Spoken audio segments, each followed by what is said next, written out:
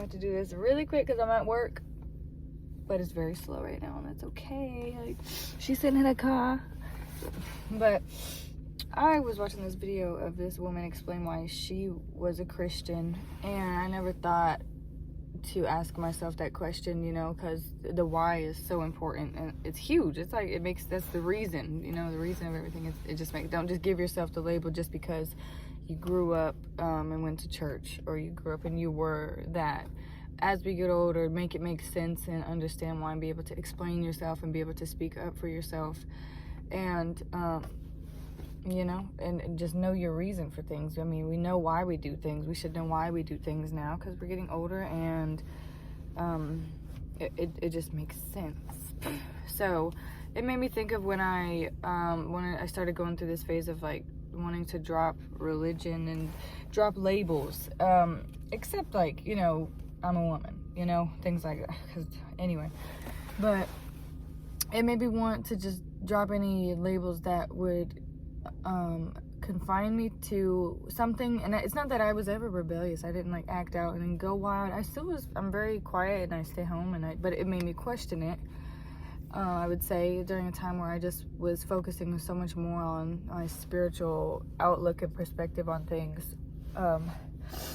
I started to question that, and that was huge for me. And it kind of still, even today, I question it, but now I've heard the answer that she even said, and it makes sense, you know, because our societal norms and the standards of society are like, they're ever changing, and they change, like, what you could say, every decade or every 5 years, or even like 100 years ago, things weren't the same. Sorry, I got distracted. Even that time, you know, things just, different things applied, and we can all say that. We can all say what we're questioning nowadays. We can say pro-life, or, you know, pro this, pro that, and then all the expectations and all the reasons for everything. Everything's different. The norms are different. So there's this basis that I've been saying, like, I have a bottom line, and it really does align with what's in the Bible. And I try and echo that off of everything that I do in my life. And the Bible and Christianity grant you the freedom of choice, but it also has the bottom line of like living life with forgiveness and grace, and you know, just living a very wise life, and many other things. And it makes you think, you know, of why we ever subscribe to certain religions, and it's for our life, you know, for this life, and what can like benefit you and keep you at peace, and, you know, give power to God, and to remind people that it's possible to have a relationship with God. And once you start to follow these bottom line things, you start to see God in everything else, and then it makes sense of why you even follow God, or why you even are a Christian, or why you choose to express yourself in these ways. And it did make me think, and I'm still thinking now. I just wanted to record this because, you know, it's just, I think a lot, and these are what my videos are, car talks again. But I thought it was amazing. And focusing a lot more, when you have this bottom line laid out for your life, for everything that you do, no matter what you do, this bottom line still remains and still grants you peace, and it still grants you, you know, a peaceful spirit. You're at peace within your mind, and you're still loving everybody, and you're spreading love, and you're still expressing yourself. You're not hiding anything, and you're not regretful of anything, because you've been forgiven, and you forgive yourself and others. And I just think it's a beautiful thing, you know. And you act on these things for the better of the world and for God, and to lead people to a greater mindset and a greater life, and to have their own relationship with God. And it makes you really humble, and it helps you treat people better, and spreading the word and spreading the wisdom of God. Like, we all need led with wisdom. I would say that we really do need someone to look up to that has a little more knowledge and more experience in this life, so that we can know best how how to stay on this narrow path.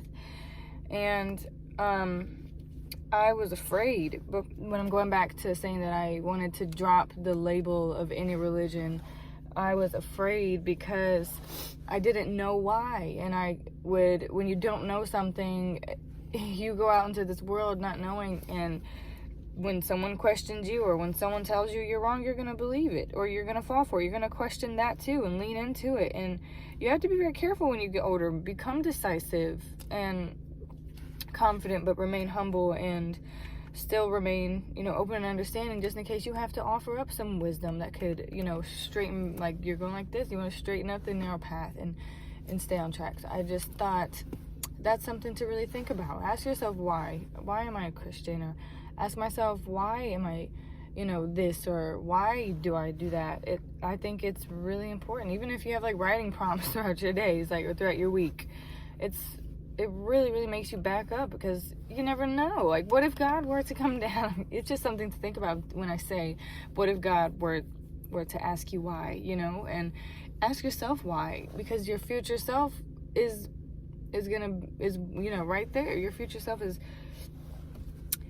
going to be based on the right now.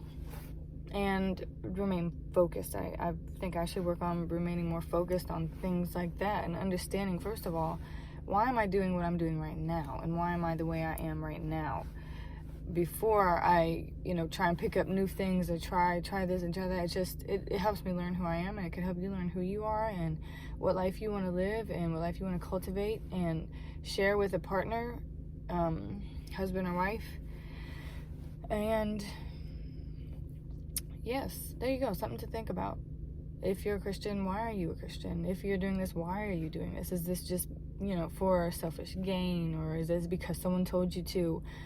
Or what, you feel bad when you say you're not this? Anything like that is really huge.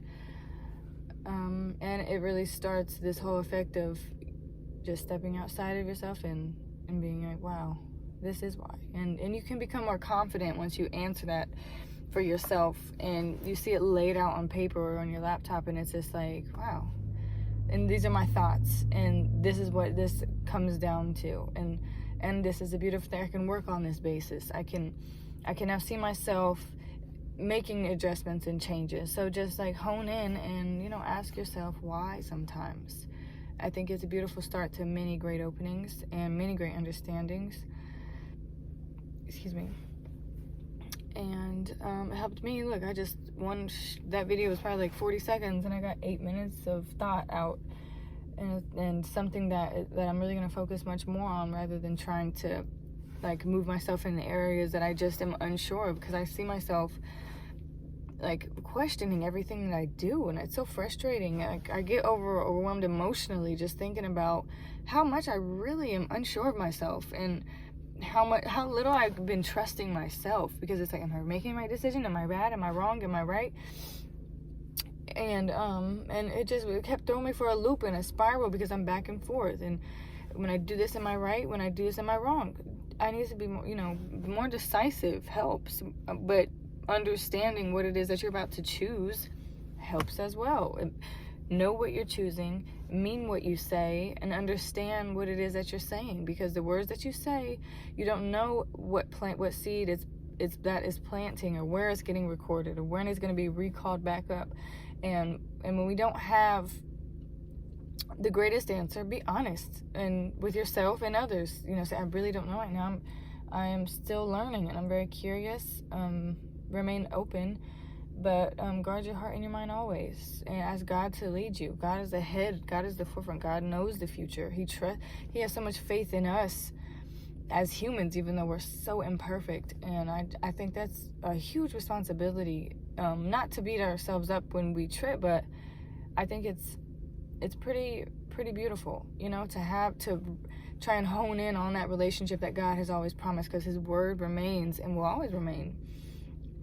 The Bible is full of so much wisdom, and I still have to read it. I still want to get into it.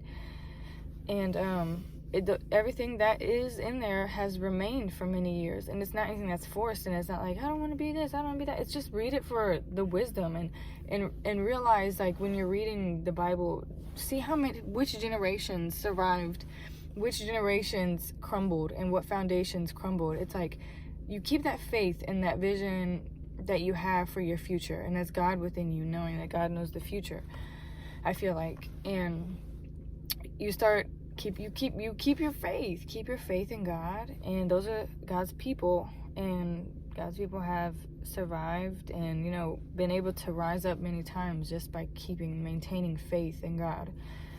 So, message of the day, thought of the day, question of the day, self-reflect on things like this. I will as well, and it's going to be a great thing towards, you know, more wisdom as we age, more knowledge and more confidence and things like that. Peace.